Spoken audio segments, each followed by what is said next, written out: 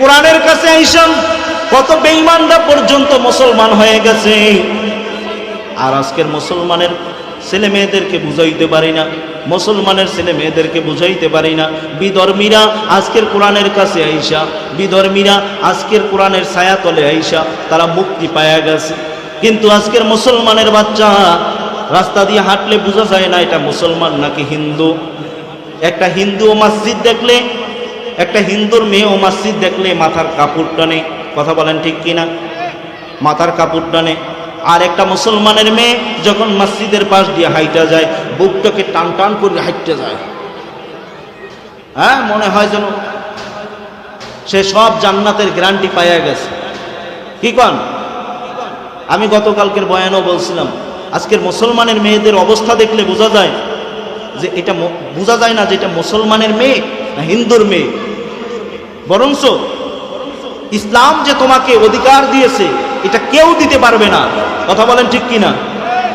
আজকের পর্দার কথা বললে এই হুজুরটা ভালো না, এটা আনছে কা, হ্যাঁ, পর্দা করতে রাজি না, এই হুজুরটা ভালো না। আর পর্দা তো এখন রেডিমেড হয়ে গেছে। পর্দা আমাকে বরিশালে সবচেয়ে বেশি, চকবাজার গেলে লাখ লাখ টাকার পর্দার কাপড় দেবে। পর্দা এখন আছে নাই, পর্দা এখন নাই, কি বলেন? এখন সকালবেলা উঠে আগে দেখতাম মক্তবে পাঠাইতো, এখন সকালবেলা উঠে কিন্ডারগার্টেনে পাঠায়।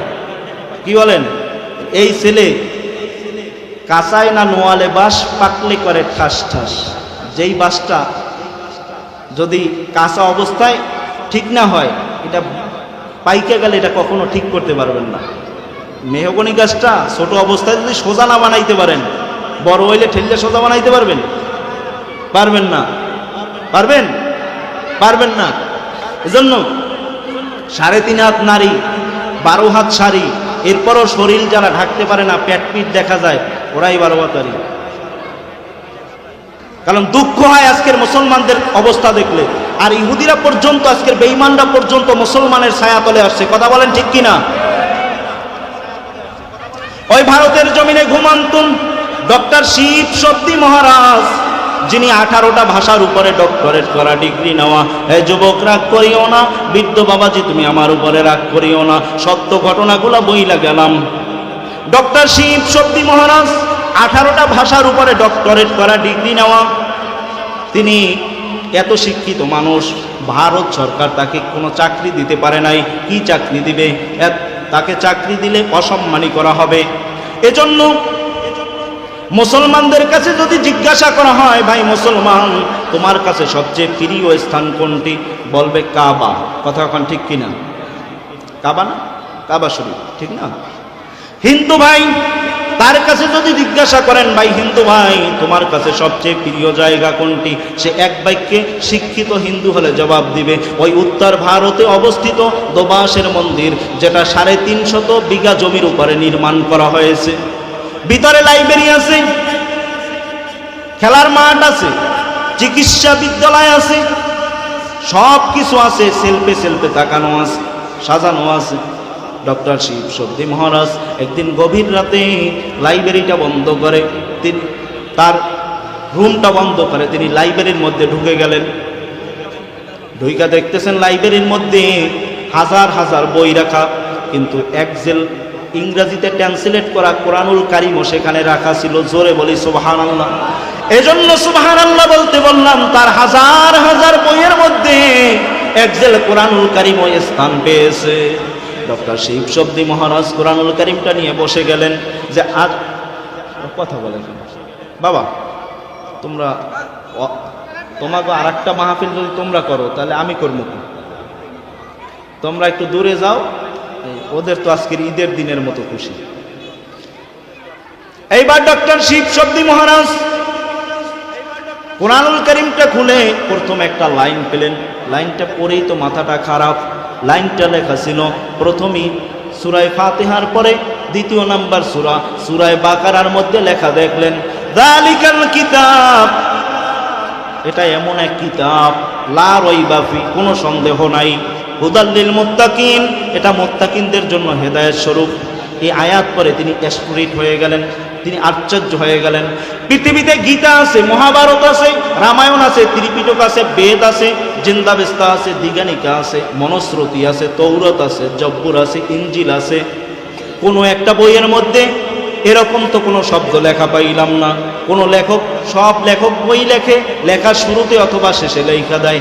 আমার লেখার মধ্যে যদি কোনো ভুল পরিলক্ষিত হয় আমাকে মোবাইল করে, টেলিফোন করে জানিয়ে দেবেন, পরবর্তী ছাপায় সংশোধন করে পাঠিয়ে দেওয়া হবে। কথা বলেন ঠিক কিনা? কিন্তু কোরআনুল কারীম এমন এক কিতাব, যে কিতাবের শুরুতে লেখা যালিকাল কিতাব, এটা এমন এক কিতাব লা রাইবা ফি, কোনো সন্দেহ নাই। জোরে বলি সুবহানাল্লাহ। পরের অংশে আল্লাহ বললেন হুদাল্লিল মুত্তাকিন, এটা মুত্তাকিনদের জন্য হেদায়েত স্বরূপ। এটা কেমন কিতাব? রিসার্চ করা শুরু করলেন, গবেষণা করা শুরু করলেন। গবেষণা করতে করতে ডক্টর শিব শব্দী মহারাজ তার যত গবেষণা করে অতই জ্ঞান খুলে। গবেষণা করতে করতে এবার মসজিদ থেকে ফজরের আজান দিলেন মুয়াজ্জিন। মুয়াজ্জিনের আজান শুনে তিনি কিতাবটা বন্ধ করে, কোরআনুল কারীম বন্ধ করে, লাইব্রেরিতে তালা লাগাইলেন, মসজিদের কিনারায় গেলেন, গিয়ে ডাক দিলেন, ও মুয়াজ্জিন ভাই, একটু আগে যে শব্দগুলো শুনলাম এটা কিসের আওয়াজ? বলে এটা মুসলমানদেরকে নামাজের দাওয়াত দিয়েছি। জোরে বলি সুবহানাল্লাহ। ও মুসলমান, ও মুয়াজ্জিন, নামাজের দাওয়াত যদি এত সুন্দর হয় তাহলে এই ইসলাম যদি আমি পুরোপুরি মানি, আমার জীবন না জানি কত সুন্দর হয়ে যাবে। ও মুয়াজ্জিন, আমি সিদ্ধান্ত নিয়েছি আগামীকালকে আর আজকের থেকেই আমি দোবাসের মন্দিরে যাব না। কালেমা পড়াইয়া দাও, মুসলমান বানাইয়া দাও। পরের দিন শুক্রবার দিন বোম্বের জাতীয় মসজিদে 1 লক্ষ মুসল্লির সামনে ডক্টর শিব শব্দী মহারাজ কালেমা পড়ে মুসলমান হয়ে গেলেন। বাড়িতে চলে গেলেন, দোবাসের মন্দিরে তালা লাগাইলেন, বাড়িতে চলে গেলেন। বাড়িতে গিয়া এইবার তার স্ত্রী শ্রদ্ধা দেবী, মা ভগবতী দেবী, কন্যা অস্পরা দেবী সবাই সামনে আসছে। কেন বাবা, তুমি দোবাসের মন্দিরে যাবা, তোমাকে ভারত সরকার এত বড় দায়িত্ব দিয়েছে, তুমি মন্দিরে কেন তালা লাগাইলা? সকালবেলা ঘন্টা পেজাইবা, শ্লোক পড়বা, তোমাকে প্রায় 16 কোটি হিন্দু মানুষে তোমাকে দেবতা মানে, তুমি কেন তালা লাগাইলা? বলে সবাই শোনো, তোমাদের কাছে আমি মাপ চাই, আমি আর দোবাসের মন্দিরে যাব না। আমি কোরআনুল কারীম রিসার্চ করতে গিয়ে একটা আয়াত পাইলাম, যালিকাল কিতাবু লা রাইবা ফিহি। আমি এই আয়াতের গবেষণা করতে করতে আমি ডক্টর শিব শব্দী মহারাজ, আমি কালেমা পড়ে মুসলমান হয়ে বাড়িতে আসছি। তার স্ত্রী শ্রদ্ধা দেবী ডাক দিয়ে বলতেছে, স্বামী, আমি আপনার ভয়তে এতদিন কিছু বলি নাই, আমার কোনো ডিগ্রি নাই, আমিও মাবুদের কালাম আজ থেকে 6 মাস আগে রিসার্চ করতে করতে পড়তে পড়তে আমিও আপনার স্ত্রী শ্রদ্ধা দেবী কালেমা পড়ে মুসলমান হয়ে গেছি। কন্যা অস্পরা দেবী ডাক দিয়ে বলে, বাবা, তুমি 18টা ভাষার উপরে ডক্টরেট করা ডিগ্রি নেওয়া, আমিও কম নয়, আমি তোমার মেয়ে, আমিও 8টা বিষয়ের উপরে ডক্টরেট করা ডিগ্রি নেওয়া, আমিও আজ থেকে 3 মাস আগে মাবুদের কালাম রিসার্চ করে করে আমি তোমার কন্যা অস্পরা দেবী আমিও মুসলমান হয়ে গেছি। মা ভগবতী দেবী ডাক দিয়া বলে, সন্তান, তোরা সবাই যখন মুসলমান হয়ে যাইতেছ, আমি আর একা বেঁচে থেকে লাভ কি? আমি আর বেদইনের দলে থেকে লাভ কি? আমি আর বেঈমানের দলে থেকে লাভ কি? আমাকেও কালেমা পড়াইয়া মুসলমান বানাইয়া দাও। وعلمه من البيان ما لم يعلم فسبحان الذي لا يحصى امتنانه ولا بالقلم نشهد أن لا إله إلا الله وحده لا شريك له لا ضد له ولا ند له ولا مثل له ونشهد أن سيدنا وسندنا وحبيبنا وحبيب ربنا وطبيبنا وطبيب قلوبنا ومولانا محمدا عبده ورسوله الذي أرسله الله تعالى بالحق بشيرا ونذيرا وداعيا إلى الله بإذنه وسراجا منيرا أما بعد فأعوذ بالله من الشيطان الرجيم بسم الله الرحمن الرحيم إن الذين قالوا ربنا الله ثم استقاموا تتنزل عليهم الملائكة ألا تخافوا ولا تحزنوا وأبشروا بالجنة وقال النبي صلى الله عليه وآله وسلم أحب الأعمال إلى الله أدومها وإن قل أو كما قال النبي صلى الله عليه وسلم وقال تعالى إن الله وملائكته يصلون على النبي يا أيها الذين آمنوا صلوا عليه وسلموا تسليما সকলে মুহাব্বতের সাথে দুরূদ শরীফ পড়ি اللهم صل على سيدنا ونبينا وشفيعنا وحبيبنا ومولانا محمد صلى الله عليه وعلى آله وأصحابه وبارك وسلم اللهم صل على سيدنا ونبينا وشفيعنا وحبيبنا ومولانا محمد صلى الله عليه وعلى آله وأصحابه وبارك وسلم الحمد لله আল্লাহ পাক রব্বুল আলামিনের দরবারে লক্ষ কোটি শুকরিয়া যে মহান রব্বুল আলামিন আজকের দিনারের হাট আনিসিয়া জনপুর খানকা শরীফের উদ্যোগে একদিন ব্যাপী তাফসিরুল কোরআন মাহফিলের পরম শ্রদ্ধেয় সম্মানিত সভাপতি, আজকের মাহফিলের প্রধান অতিথি, বিশেষ অতিথিবৃন্দ, জাতির মাথার মুকুট ওরাসাতুল আম্বিয়া হযরত উলামা ইকরাম, সামনে বসা দিনদার ইমানদার কোরআন প্রিয় ইসলাম প্রিয় মর্দে মুজাহিদ মুসলমান ভাইয়েরা, পর্দার আড়ালের আমার সম্মানিত মা ও বোনেরা, আল্লাহ শুকর যে মাগরিবের নামাজের পর থেকে আপনারা বিভিন্ন বক্তাদের মুখে শ্রুতি মধুর ত্রুটি মুক্ত প্রাঞ্জল ভাষায় যুগ উপযোগী কি করণীয় কি বর্জনীয়, কি করলে মানুষ প্রকৃত পক্ষে মানুষ হতে পারে, বিভিন্ন বিষয়ের উপরে আপনারা নসিহত শুনেছেন। একটা মানুষ জান্নাতে যাওয়ার জন্য এতটুকু নসিহতই যথেষ্ট। এরপরে দাওয়াত দিয়েছেন, বহুদূর থেকে হাজির হয়ে গেছে। রব্বে কারিম যদি আমি গুনাহগারকে তৌফিক দান করে সামান্য কিছু নসিহত হবে, যেই নসিহত আমি এবং আমরা সমাজের প্রত্যেকটা মানুষের জন্য হেদায়েতের জরিয়া হিসাবে কাজ করে। সকলে বলি আমিন। এ মাহফিলে আমরা যারা আসতে পারলাম, বসতে পারলাম, কথা বললাম, শুনলাম, খুশি না বেজার? খুশি হইলে একবার শুকরিয়া আদায় করি, জোরে সোরে বলি আলহামদুলিল্লাহ। লক্ষ কোটি দরুদ ও সালাম বিশ্ব মানবতার কান্ডারি, মুক্তির দিশারি, রহমাতুল্লিল আলামিন, শাফিউল মুজনাবিন, ইমামুল মুরসালিন, খাতামান নবিয়িন, শাফিয়ে আযম, রাসূল আকরাম, সাকিয়ে কাউসার, আকায়ে নামদার, মদিনাহ কাতাজেদার, বিশ্ব নবী জনাবে মুহাম্মদ রাসূলুল্লাহ জবানটা লড়াইয়া সকলে পড়ি সাল্লাল্লাহু আলাইহি ওয়াসাল্লামের উপর। আমি পবিত্র কালামে হাকিমের ৬৬৬৬ খান আয়াত, তার মধ্য থেকে ছোট্ট একটু আয়াতে কারিমা তেলাওয়াত করেছি।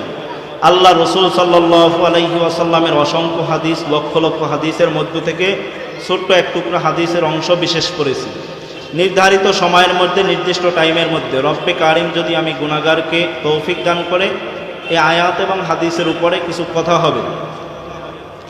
তবে আমি যতক্ষণ আলোচনা করব, আপনারা আমার জন্য দোয়া করবেন।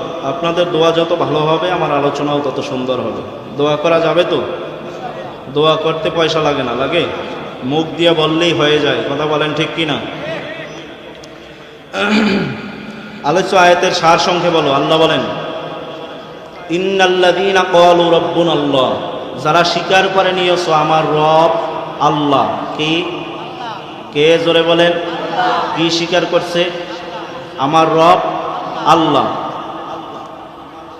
সুম্মা ইসতাকামু, এরপরে এই কথার উপরে তোমরা ইস্তেকামাত আসো, এই কথার উপরে মজবুত হয়ে আসো। আল্লাহ পরের অংশে বলেন, তাতানাজ্জালু আলাইহিমুল মালাইকা, আমি আল্লাহ তোমাদেরকে ফেরেশতা দিয়ে সাহায্য করব। জোরে বলি সুবহানাল্লাহ। কাদেরকে সাহায্য করবে? যারা স্বীকার করছে আমার রব আল্লাহ। 2 নম্বরে এই কথার উপরে যারা মজবুত হয়ে থাকবে, ইস্তেকামাত থাকবে, আল্লাহ ওয়াদা করছেন তাদেরকে ফেরেশতা দিয়া সাহায্য করবেন। জোরে বলি সুবহানাল্লাহ। কেমনি করবে? আল্লাহ যুগে যুগে সাহায্য করছে কি করে নাই? হ্যাঁ? তাহলে সেই আল্লাহ এখন আছে না নাই? মনে হয় একটু বুড়ো হয়ে গেছে। আছে, আগের মতোই আছে? পাওয়ার একটু কমছে না? কমে নাই? তাহলে সেই আল্লাহই আছে। কথা বলেন ঠিক কিনা? যেই আল্লাহ মূসা নবীকে ফিরআউনের হাত থেকে বাঁচাইয়া দিছিলেন, রক্ষা করেছিলেন, যেই আল্লাহ নমরুদের আগুনকে একদম ফুলের বাগানে পরিণত করে দিয়েছেন, ইব্রাহিমকে সসম্মানে বাঁচিয়ে দিয়েছেন, যেই আল্লাহ পয়গম্বর ঈসাকে তার গোত্রের লোকদের থেকে হেফাজত করেছেন, ওই আল্লাহ এখনো আছে না নাই? জোরে বলেন। তাহলে আল্লাহ কি বললেন? ইন্নাল্লাযীনা ক্বালু রাব্বুনাল্লাহ, যারা স্বীকার করেছো আমার রব আল্লাহ। যারা স্বীকার করেছো কি? আমার রব আল্লাহ। সুম্মা ইসতাকামু, এরপরে এই কথার উপরে ইস্তেকামাত আসো, স্থির হয়ে আসো, মজবুত হয়ে আসো। তাতানাজ্জালু আলাইহিমুল মালাইকা, আমি আল্লাহ তোমাদেরকে ফেরেশতা দিয়ে সাহায্য করব। জোরে বলি সুবহানাল্লাহ। তাফসিরে মাজহারের মধ্যে কাজী সানাউল্লাহ পানিপট্টি রহমাতুল্লাহি আলাইহি লিখেন, হযরতে যারা ওলামায়ে কিরাম আছেন তারা স্টেজে বসলে ভালো হয়। আসেন, যারা ওলামায়ে কিরাম আছেন একটু স্টেজে চলে আসেন, বা মুরব্বীরা যারা আসেন আসেন। তাফসিরে মাজহারের মধ্যে কাজী সানাউল্লাহ পানিপট্টি রহমাতুল্লাহি আলাইহি উনি এটা ঘটনা লিখেছেন। হযরতে আলী রাদিয়াল্লাহু তাআলা আনহু একদিন নিজের ঘরের বারান্দায় বসে কোরআনে কারিম তেলাওয়াত করতেছিলেন। জোরে বলি সুবহানাল্লাহ। কি তেলাওয়াত করতেছিলেন? কোরআনে কারিম তেলাওয়াত করতেছিলেন। কে তেলাওয়াত করতেছিলেন? হযরতে আলী রাদিয়াল্লাহু তাআলা আনহু। কিন্তু জবরের জায়গায় জের দিয়া তেলাওয়াত করলেন। বাড়ির সামনে দিয়ে কাফের বেদুইন বেটা হেঁটে যাচ্ছিল। কাফের হলেও আরবি ভাষাভাষী মানুষ, আরবি ভাষা বুঝে। ডাক দিয়া বললেন, আলী রে, এখানে জবর হবে, জের হবে না। জোরে বলি সুবহানাল্লাহ। কি হবে? জবর হবে, জের হবে না। আলীও দেখলেন জবর দিয়া তেলাওয়াত করলে অর্থ ঠিক থাকে, জের দিয়া তেলাওয়াত করলে অর্থের পরিবর্তন হয়ে যায়। হযরতে আলী রাদিয়াল্লাহু তাআলা আনহু জবর দিয়া তেলাওয়াত করলেন। কিছুদিন পরে কাফের বেদুইন বেটা কিছুদিন পরে অসুস্থ হয়ে গেছে। কাফের বেদুইন বেটা তার একটা মাত্র মেয়ে ছিল, মেয়েটাকে দিয়া চিঠি লেখছে, আলী রে, আমি তোমার ওস্তাদ অমুক বলছি, আমি এখন মুমূর্ষু, অনেক কিছু খাইবার মনে চায় আলী, টাকা নাই, কিনিয়া খাইতে পারি না, তোমার যদি তৌফিক হয় মেয়েটার কাছে কিছু টাকা পাঠিয়ে দিও, আমি খেয়ে নেব। হযরতে আলী রাদিয়াল্লাহু তাআলা আনহু চিঠিটা পেয়ে মেজাজটা গরম, দৌড়ে গেলেন বিশ্ব নবীর দরবারে গিয়া বললেন, ইয়া রাসূলুল্লাহ, ইয়া হাবিবাল্লাহ, এই কাফের বেটা কেমন করে আমার ওস্তাদ হয়? কেন আলী, কি হয়েছে? বলে, ইয়া রাসূলুল্লাহ, ইয়া হাবিবাল্লাহ, কিছুদিন আগে আমি জবরের জায়গায় জের দিয়ে তেলাওয়াত করেছিলাম, কাফের বেটা আমার এইটুকু ভুল ধরায়া দিছিল, আজকের চিঠি লিখছে আমি তোমার ওস্তাদ অমুক বলছি। ইয়া রাসূলুল্লাহ, আমি জানতে চাই এই কাফের বেদুইন বেটা কেমন করে আমার ওস্তাদ হয়? আল্লাহর নবী তাফসীরে মাজহারের মধ্যে কাজী সানাউল্লাহ পানিপট্টি রহমাতুল্লাহি আলাইহি লেখেন, নবীজির চেহারা মোবারক লাল হয়ে গেছে। নবীজি ডাক দিয়া বললেন, আলী রে, তোমার কি সেই দিনের কথা মনে আছে? ও আলী, কোন দিনের কথা? যেই দিন খাইবারের যুদ্ধের সময় তোমার তলোয়ার ভেঙে গিয়েছিল। জি, অবশ্যই মনে আছে। কি দিয়ে যুদ্ধ করেছো আলী? বলে, ইয়া রাসূলুল্লাহ, কামুস দুর্গের কেল্লা, ওই লোহার কপাট দিয়ে যুদ্ধ করেছি। ময়দান ঝাড়ু দেওয়ার জন্য ঝাড়ুদার গিয়েছিল, ওই লোহার কপাটটা আলী ডান হাত নয় বাম হাত দিয়া জাগায়া যুদ্ধ করেছে। জোরে বলি সুবহানাল্লাহ। ঝাড়ুদার যখন ময়দানে ঢুকে গেল, একজন জাগানোর চেষ্টা করেছে, পারে নাই। তাফসীরের মধ্যে লেখে 2 জন ডেকেছে, পারে নাই, 3 জন ডেকেছে, পারে নাই। এভাবে ডাকতে ডাকতে 70 জন পর্যন্ত একত্রে মিলিত হয়ে সেই লোহার দরওয়াজা জাগাইছে। জোরে বলি সুবহানাল্লাহ। সেইটা হযরতে আলী এক হাত দিয়া বাম হাত দিয়া জাগায়া যুদ্ধ করেছে। জোরে বলি সুবহানাল্লাহ। কয় হাত? কয় হাত? এক হাত। তাও কোন হাত? বাম হাত দিয়া জাগায়া যুদ্ধ করেছে। ও আলী, ওই দিনের শক্তি যদি তোমাকে আল্লাহ রব্বুল আলামিন আবার দান করে, তাহলে ওই শক্তি দিয়া যদি একটা তীর হাতের মধ্যে নাও। তাফসীরে মাজহারের মধ্যে লেখে, আল্লাহ নবী বললেন, আলী রে, ওই তীরটা সামনের দিকে মারবা, যত দূর যাবে সমস্ত শক্তি দিয়ে আলী ওই তীরটাকে পিছনে মারবা, যত দূর যাবে সমস্ত শক্তি দিয়ে আলী তীরটাকে ডান দিকে মারবা, যত দূর যাবে সমস্ত শক্তি দিয়ে আলী তীরটাকে বাম দিকে মারবা, যত দূর যাবে সমস্ত শক্তি দিয়ে আলী তীরটাকে উপরের দিকে মারবা, যত দূর যাবে। বিশাল এক গোডাউন তৈরি হয়ে গেল। এই বিশাল এক গোডাউন যদি খাঁটি পিওর স্বর্ণ দিয়া ভরে দাও আলী, আর এই স্বর্ণের মালিক যদি ওই কাফের বেদুইনকে বানায়া দাও, এরপরও আমি নবী মুহাম্মদুর রাসূলুল্লাহ সাল্লাল্লাহু আলাইহি ওয়াসাল্লাম ঘোষণা করতেছি, আলী, তোমার একটা জবরের হক আদায় হবে না। জোরে বলি সুবহানাল্লাহ। একটা জবরের হক কি আদায় হবে না। আবার শুরুতে আসি, আল্লাহ কি বললেন?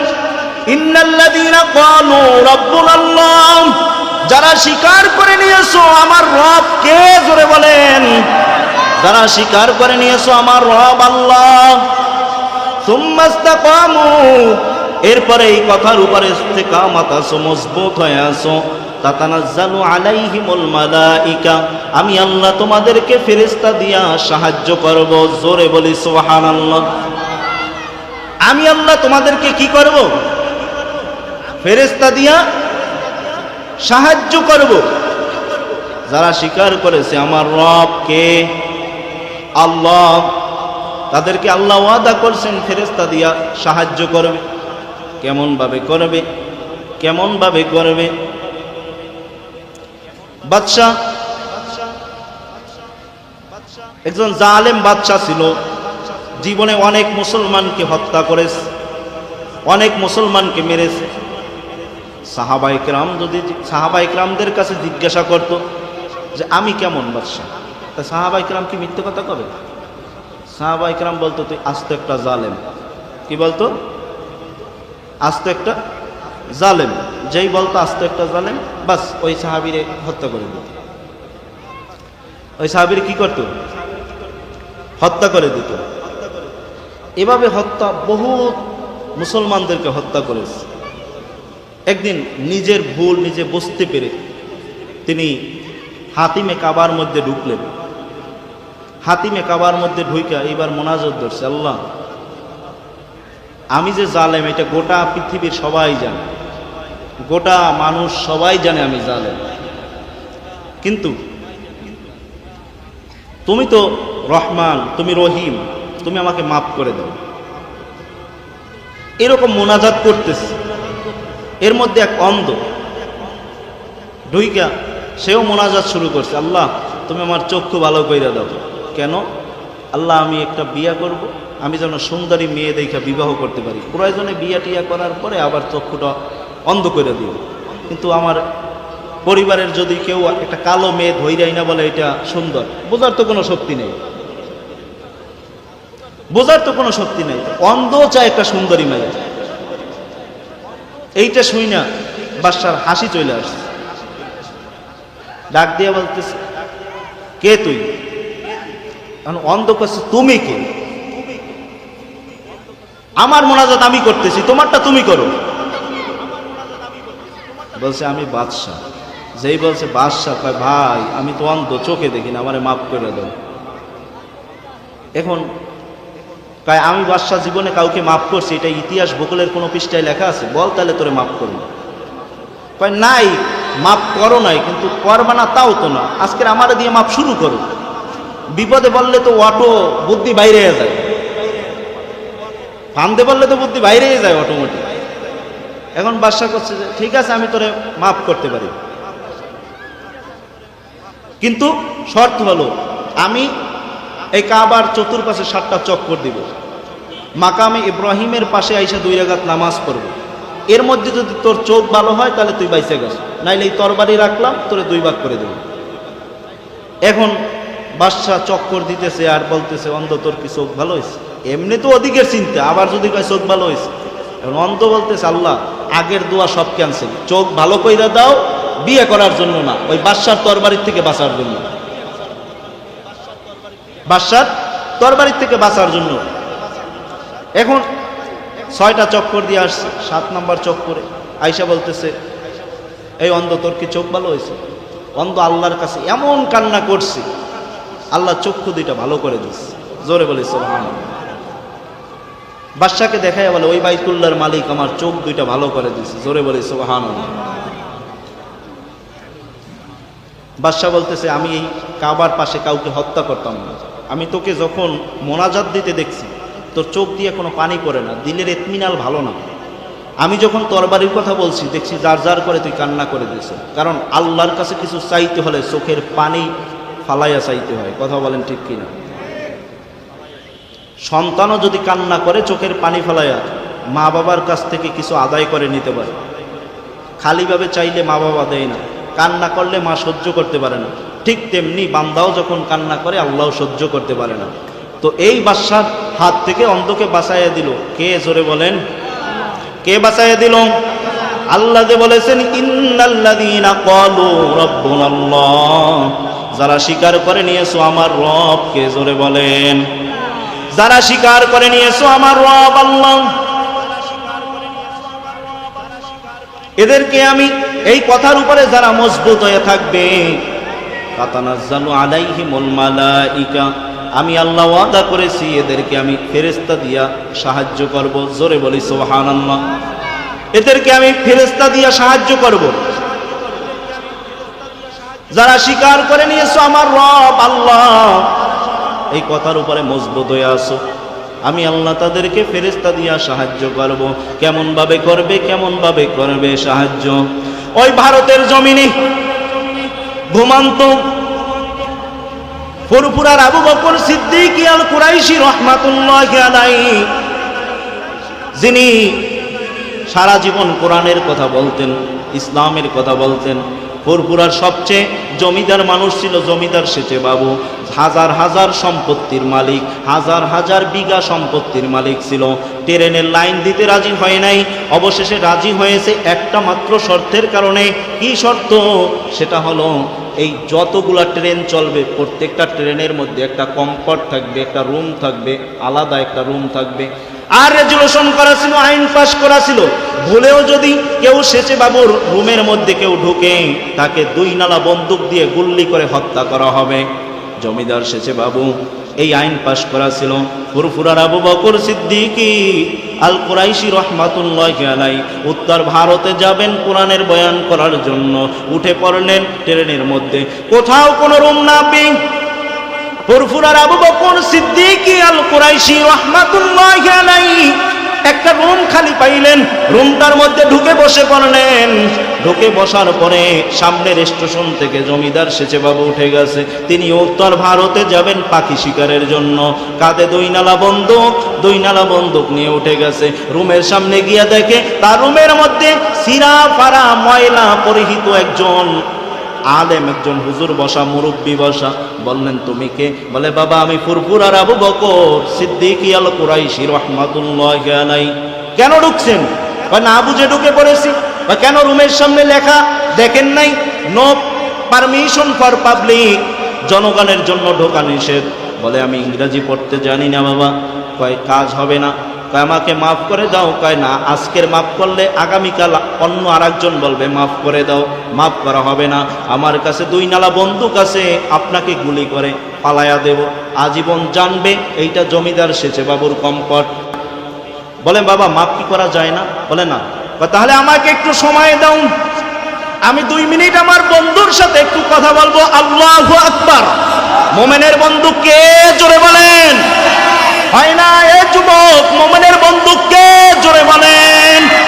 আমার আল্লাহ তো বলেই দিয়েছেন, ইন্নাল্লাযীনা ক্বালু রাব্বুনাল্লাহ, যারা স্বীকার করে নিয়েছো আমার রব কে? আল্লাহ। যারা স্বীকার করে নিয়েছো আমার রব আল্লাহ, সুম্মাস্তাকামু, এরপরে ইস্তিকামাত আসো, মজবুত হয়ে আসো, তাতানাজ্জালু আলাইহিমুল মালাইকা, আমি আল্লাহ তোমাদেরকে ফেরেশতা দিয়া সাহায্য করব। জমিদার সেচে বাবু এইবার পাশে দাঁড়ানো আছে, আর ফুরফুরার আবু বকর সিদ্দিকী আল কুরাইশি রাহমাতুল্লাহি আলাইহি তিনি 2 রাকাত নামাজ পড়ে আমার মালিকের কাছে 2টা হাত উঠাইলেন। ও দয়ার মালিক, আজকে না বুঝে ঢোকার কারণে আজকের এই জমিদার সেচে বাবু নাকি আমাকে জীবন গুলি করে ফালায়া দিবে, আজকের আমাকে মেরে ফেলবে। জীবনের হায়াত আর মৌয়াতের মালিক তো সেচে বাবু না, হায়াত আর মৌয়াতের মালিক কে? জোরে বলেন, জোরে বলেন কে? হায়াত মওয়াতের মালিক আল্লাহ। তুমি যদি এখানে মৃত্যু থাকে মৃত্যুটা দিও, তবে যদি মৃত্যু না থাকে তুমি আমাকে ঈমানের সাথে এখান থেকে, তুমি আমাকে ইজ্জতের সাথে এখান থেকে হেফাজত করিও। এইবার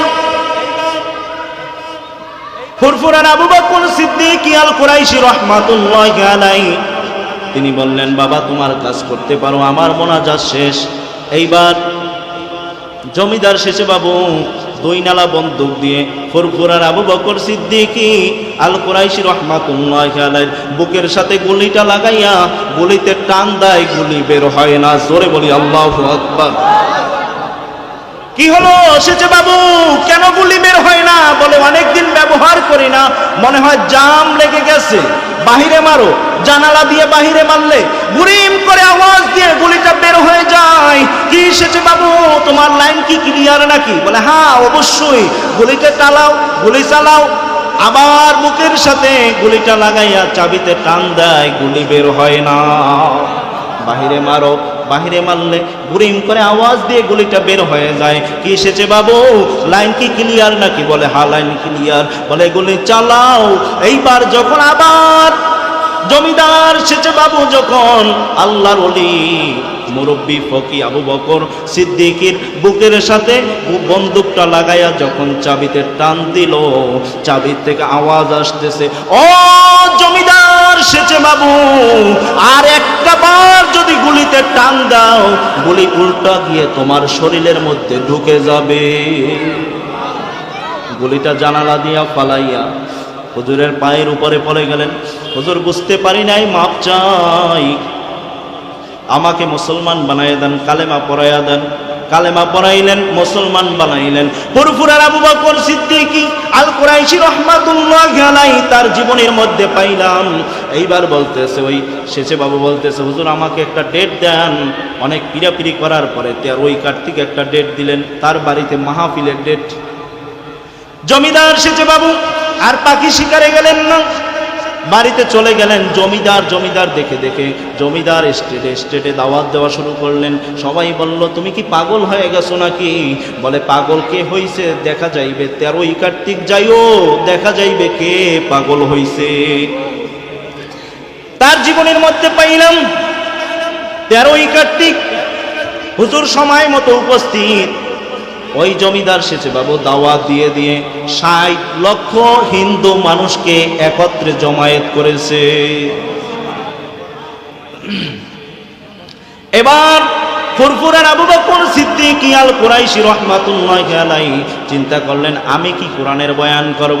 যেই আমার আল্লাহ কোরআন আমার নবীর উপরে নাজিল করেছে, আমি একটু কোরআনের তেলাওয়াত করে শোনাই। যখন কোরআনের তেলাওয়াত আরম্ভ করলেন, যাইতে পড়তে যখন সূরা ইয়াসিন তেলাওয়াত করা শুরু করলেন, তোর যেমন পর্যন্ত চলে গেছে 60 লক্ষ হিন্দু নারায়ে তাকবীর দিয়া দাঁড়ায় বলতেছে, ও জমিদার শেষে বাবু, ও ফুরফুরার আবু বকর সিদ্দিক, আর সহ্য করতে পারি না, আর সহ্য হয় না, আগে কালেমা পড়াইয়া মুসলমান বানাইয়া দাও। কে হেফাজত করেছে? ওই বন্দুকের হাত থেকে কে হেফাজত করেছে? ইন্নাল্লাযীনা ক্বালু রাব্বুনাল্লাহ, যারা স্বীকার করেছো আমার রব আল্লাহ, যারা স্বীকার করেছো আমার রব আল্লাহ, সুম্মা ইসতাকামু, এরপরে এই কথার উপর ইস্তেকামাত আছো, তাতানাজ্জালু আলাইহিমুল মালাইকা, আমি আল্লাহ তোমাদেরকে ফেরেশতা দিয়া সহযোগিতা করব, ফেরেশতা দিয়া সাহায্য করব। জোরে বলি সুবহানাল্লাহ। তাহলে প্রথমে কি স্বীকার করতে হবে? আমার রব আল্লাহ। প্রথমে আমার রব আল্লাহ। এই কোরআনের কাছে আইসা কত বেঈমানরা পর্যন্ত মুসলমান হয়ে গেছে। এই কোরআনের কাছে আইসা কত বেঈমানরা পর্যন্ত মুসলমান হয়ে গেছে।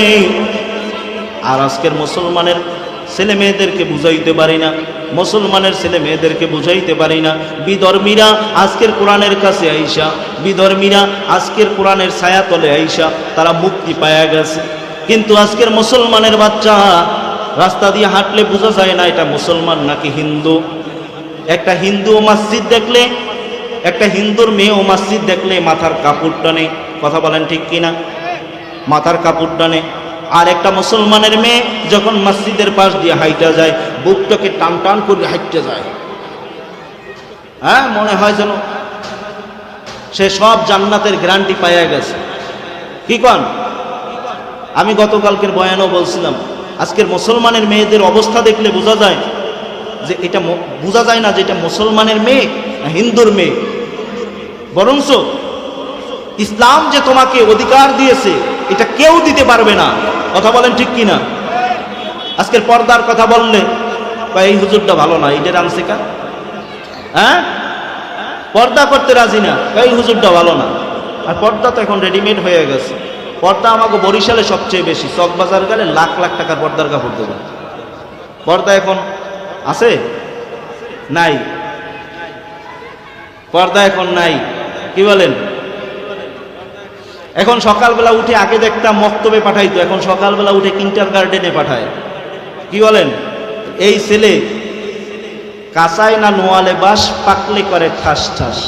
যেই বাসটা যদি কাঁচা অবস্থায় ঠিক না হয়, এটা পাইকে গেলে এটা কখনো ঠিক করতে পারবেন না। মেহগনি গাছটা ছোট অবস্থায় যদি সোজা না বানাইতে পারেন, বড় হইলে ঠেললে সোজা বানাইতে পারবেন? পারবেন না। পারবেন? পারবেন না। এজন্য 3.5 হাত নারী, 12 হাত শাড়ি, এরপরও শরীর যারা ঢাকতে পারে না, পেট পিট দেখা যায়, ওরাই 12 হাতারি। কারণ দুঃখ হয় আজকের মুসলমানদের অবস্থা দেখলে। আর ইহুদিরা পর্যন্ত, আজকের বেঈমানরা পর্যন্ত মুসলমানের ছায়া তলে আসছে। কথা বলেন ঠিক কিনা?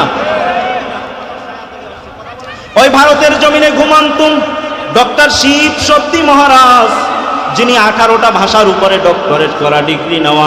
এই যুবক রাগ করিও না, বৃদ্ধ বাবাজি তুমি আমার উপরে রাগ করিও না, সত্য ঘটনাগুলো বইলা গেলাম। ডক্টর শিব শব্দী মহারাজ 18টা ভাষার উপরে ডক্টরেট করা, ডিগ্রি নেওয়া। তিনি এত শিক্ষিত মানুষ, ভারত সরকার তাকে কোনো চাকরি দিতে পারে নাই। কি চাকরি দিবে? তাকে চাকরি দিলে অসম্মানী করা হবে। এজন্য মুসলমানদের কাছে যদি জিজ্ঞাসা করা হয়, ভাই মুসলমান তোমার কাছে সবচেয়ে প্রিয় স্থান কোনটি? বলবে কাবা। কথা এখন ঠিক কিনা? কাবা না? কাবা শরীফ, ঠিক না? হিন্দু ভাই, তার কাছে যদি জিজ্ঞাসা করেন, ভাই হিন্দু ভাই তোমার কাছে সবচেয়ে প্রিয় জায়গা কোনটি? সে এক বাক্যে শিক্ষিত হিন্দু হলে জবাব দিবে ওই উত্তর ভারতে অবস্থিত দোবাসের মন্দির, যেটা 350 বিঘা জমির উপরে নির্মাণ করা হয়েছে। ভিতরে লাইব্রেরি আছে, খেলার মাঠ আছে, চিকিৎসা বিদ্যালয় আছে, সব কিছু আছে, সেলফে সেলফে তাকানো আছে, সাজানো আছে। ডক্টর শিব শব্দী মহারাজ একদিন গভীর রাতে লাইব্রেরিটা বন্ধ করে, তার রুমটা বন্ধ করে তিনি লাইব্রেরির মধ্যে ঢুকে গেলেন। ঢুইকা দেখতেছেন লাইব্রেরির মধ্যে হাজার হাজার বই রাখা, কিন্তু একজেল ইংরেজিতে ট্রান্সলেট করা কোরআনুল কারিমও সেখানে রাখা ছিল। জোরে বলি সুবহানাল্লাহ। এজন্য সুবহানাল্লাহ বলতে বললাম, তার হাজার হাজার বইয়ের মধ্যে একজেল কোরআনুল কারিমও স্থান পেয়েছে। ডক্টর শিব শব্দী মহারাজ কোরআনুল কারিমটা নিয়ে বসে গেলেন। যে আর কথা বলেন বাবা, তোমাকে আর একটা মাহফিল যদি তোমরা করো তাহলে আমি করবো কি? তোমরা একটু দূরে যাও, ওদের তো আজকের ঈদের দিনের মতো খুশি। এইবার ডক্টর শিব শব্দী মহারাজ কোরআনুল কারিমটা খুলে প্রথম একটা লাইন পেলেন। লাইনটা পড়েই তো মাথাটা খারাপ। লাইনটা লেখা ছিল প্রথমেই সূরা ফাতিহার পরে 2 নম্বর সূরা বাকারার মধ্যে লেখা দেখলেন, যালিকাল কিতাব, এটা এমন এক কিতাব, লা রাইবা ফি, কোনো সন্দেহ নাই, হুদাল লিল মুত্তাকিন, এটা মুত্তাকিনদের জন্য হেদায়েত স্বরূপ। এই আয়াত পরে তিনি অ্যাস্টোরিট হয়ে গেলেন, তিনি আশ্চর্য হয়ে গেলেন। পৃথিবীতে গীতা আছে, মহাভারত আছে, রামায়ণ আছে, ত্রিপিটক আছে, বেদ আছে, জিন্দাবেস্তা আছে, দিগানিকা আছে, মনুস্মৃতি আছে, তৌরাত আছে, জব্বুর আছে, ইঞ্জিল আছে। কোনো একটা বইয়ের মধ্যে এরকম তো কোনো শব্দ লেখা পাইলাম না। কোনো লেখক, সব লেখক বই লেখে, লেখার শুরুতে অথবা শেষে লেখা দেয়। আমার লেখার মধ্যে যদি কোনো ভুল পরিলক্ষিত হয় আমাকে মোবাইল করে, টেলিফোন করে জানিয়ে দেবেন, পরবর্তী ছাপায় সংশোধন করে পাঠিয়ে দেওয়া হবে। কথা বলেন ঠিক কিনা? কিন্তু কোরআনুল কারীম এমন এক কিতাব, যে কিতাবের শুরুতে লেখা যালিকাল কিতাব, এটা এমন এক কিতাব, লা রাইবা ফি, কোনো সন্দেহ নাই। জোরে বলি সুবহানাল্লাহ। পরের অংশে আল্লাহ বললেন হুদাল লিল মুত্তাকিন, এটা মুত্তাকিনদের জন্য হেদায়েত স্বরূপ। এটা কেমন কিতাব? রিসার্চ করা শুরু করলেন, গবেষণা করা শুরু করলেন। গবেষণা করতে করতে ডক্টর শিব শব্দী মহারাজ তার যত গবেষণা করে অতই জ্ঞান খুলে। গবেষণা করতে করতে এবার মসজিদ থেকে ফজরের আজান দিলেন মুয়াজ্জিন। মুয়াজ্জিনের আজান শুনে তিনি কিতাবটা বন্ধ করে, কোরআনুল কারীম বন্ধ করে, লাইব্রেরিতে তালা লাগাইলেন, মসজিদের কিনারায় গেলেন, গিয়ে ডাক দিলেন, ও মুয়াজ্জিন ভাই, একটু আগে যে শব্দগুলো শুনলাম এটা কিসের আওয়াজ? বলে এটা মুসলমানদেরকে নামাজের দাওয়াত দিয়েছি। জোরে বলি সুবহানাল্লাহ। ও মুসলমান, ও মুয়াজ্জিন, নামাজের দাওয়াত যদি এত সুন্দর হয় তাহলে এই ইসলাম যদি আমি পুরোপুরি মানি, আমার জীবন না জানি কত সুন্দর হয়ে যাবে। ও মুয়াজ্জিন, আমি সিদ্ধান্ত নিয়েছি আগামীকালকে আর আজকের থেকেই আমি দোবাসের মন্দিরে যাব না। কালেমা পড়াইয়া দাও, মুসলমান বানাইয়া দাও। পরের দিন শুক্রবার দিন বোম্বের জাতীয় মসজিদে 1 লক্ষ মুসল্লির সামনে ডক্টর শিব শব্দী মহারাজ কালেমা পড়ে মুসলমান হয়ে গেলেন। বাড়িতে চলে গেলেন, দোবাসের মন্দিরে তালা লাগাইলেন, বাড়িতে চলে গেলেন। বাড়িতে গিয়া এইবার তার স্ত্রী শ্রদ্ধা দেবী, মা ভগবতী দেবী, কন্যা অস্ফরা দেবী সবাই সামনে আসছে। কেন বাবা, তুমি দোবাসের মন্দিরে যাবা, তোমাকে ভারত সরকার এত বড় দায়িত্ব দিয়েছে, তুমি মন্দিরে কেন তালা লাগাইলা? সকালবেলা ঘন্টা পিটাইবা, শ্লোক পড়বা, তোমাকে প্রায় 16 কোটি হিন্দু মানুষে তোমাকে দেবতা মানে, তুমি কেন তালা লাগাই না? বলে সবাই শোনো, তোমাদের কাছে আমি মাপ চাই, আমি আর দোবাসের মন্দিরে যাব না। আমি কোরআনুল কারীম রিসার্চ করতে গিয়ে একটা আয়াত পাইলাম, যালিকাল কিতাবু লা রাইবা ফীহ। আমি এই আয়াতের গবেষণা করতে করতে আমি ডক্টর শিব শব্দী মহারাজ, আমি কালেমা পড়ে মুসলমান হয়ে বাড়িতে আসছি। তার স্ত্রী শ্রদ্ধা দেবী ডাক দিয়ে বলতেছে, স্বামী আমি আপনার ভয়েতে এতদিন কিছু বলি নাই, আমার কোনো ডিগ্রি নাই, আমিও মাবুদের কালাম আজ থেকে 6 মাস আগে রিসার্চ করতে করতে পড়তে পড়তে আমিও আপনার স্ত্রী শ্রদ্ধা দেবী কালেমা পড়ে মুসলমান হয়ে গেছি। কন্যা অস্ফুরা দেবী ডাক দিয়ে বলে, বাবা তুমি 18টা ভাষার উপরে ডক্টরেট করা ডিগ্রি নেওয়া, আমিও কম নয়, আমি তোমার মেয়ে, আমিও 8টা বিষয়ের উপরে ডক্টরেট করা ডিগ্রি নেওয়া, আমিও আজ থেকে 3 মাস আগে মাবুদের কালাম রিসার্চ করে করে আমি তোমার কন্যা অস্ফুরা দেবী আমিও মুসলমান হয়ে গেছি। মা ভগবতী দেবী ডাক দিয়ে বলে, সন্তান তোরা সবাই যখন মুসলমান হয়ে যাইতেছ, আমি আর একা বেঁচে থেকে লাভ কি? আমি আর বেদইনের দলে থেকে লাভ কি? আমি আর বেঈমানের দলে থেকে লাভ কি? আমাকেও কালেমা পড়াইয়া মুসলমান বানাইয়া দাও। এটা কোরআনের মুজিজা, কথা বলেন ঠিক কিনা? আল্লাহ যে বলেছেন, ইন্নাল্লাযীনা ক্বালু রাব্বুনাল্লাহ, আমার রব কে? জোরে বলেন, আমার রব আল্লাহ। সুম্মা ইসতাকামু তাতানাজ্জালু আলাইহিমুল মালাইকা, আল্লাহ যে বলেছেন আমার রব আল্লাহ, এটা স্বীকার করে নিবে। সুম্মা ইসতাকামু, এরপরে এই কথার উপরে মজবুত হয়ে থাকবে।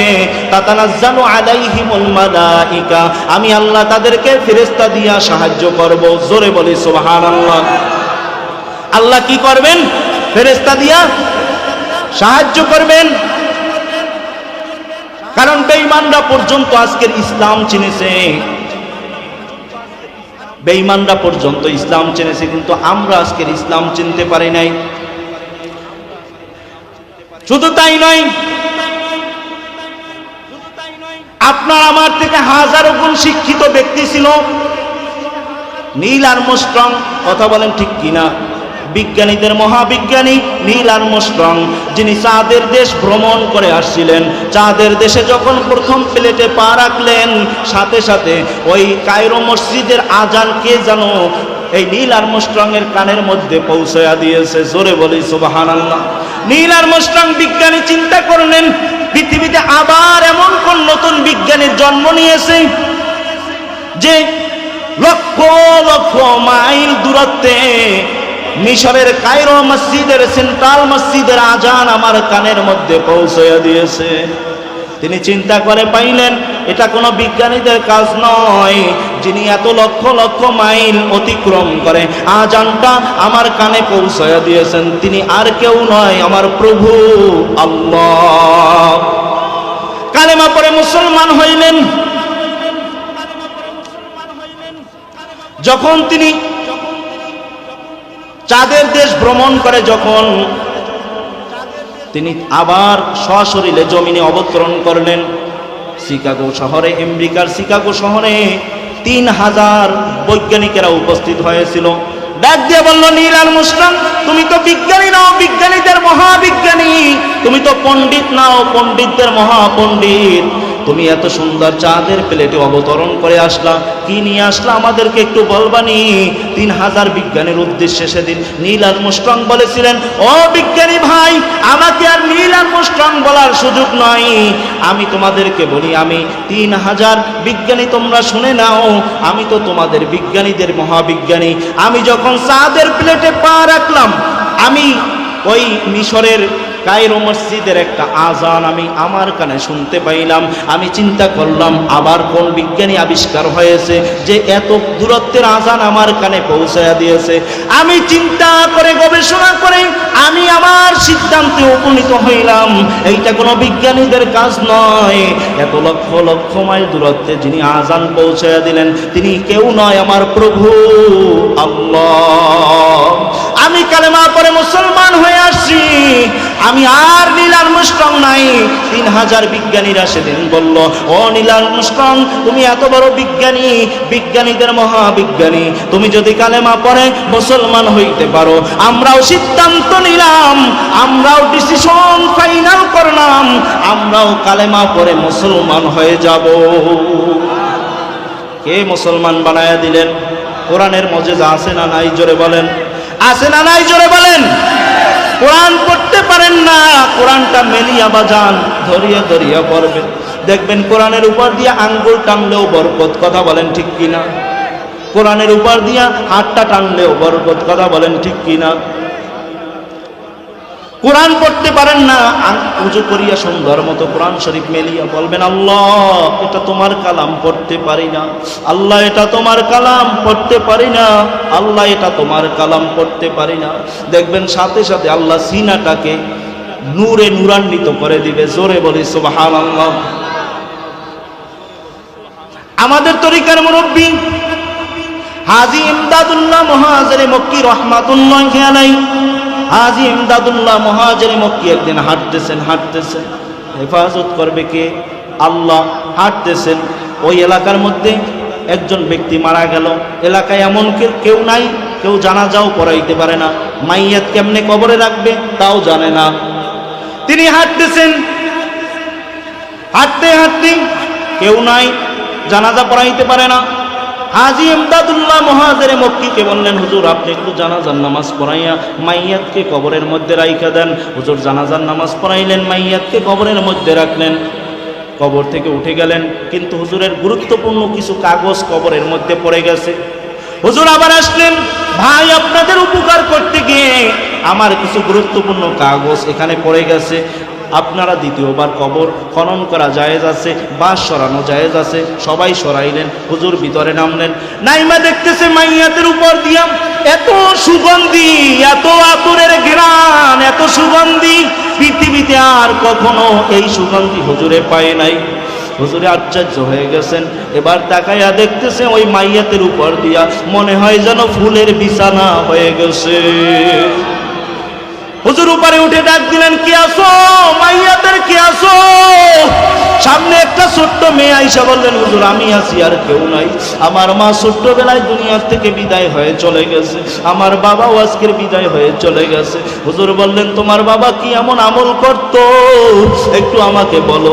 বলে, হুজুর আমরা এত গরিব, এত গরিব, এই গরিব টেনশন করিও না, গরিব মানুষ। আমার নবী ঘোষণা দিয়েছেন ধনীদের 500 বছর আগে জান্নাতে যাবে।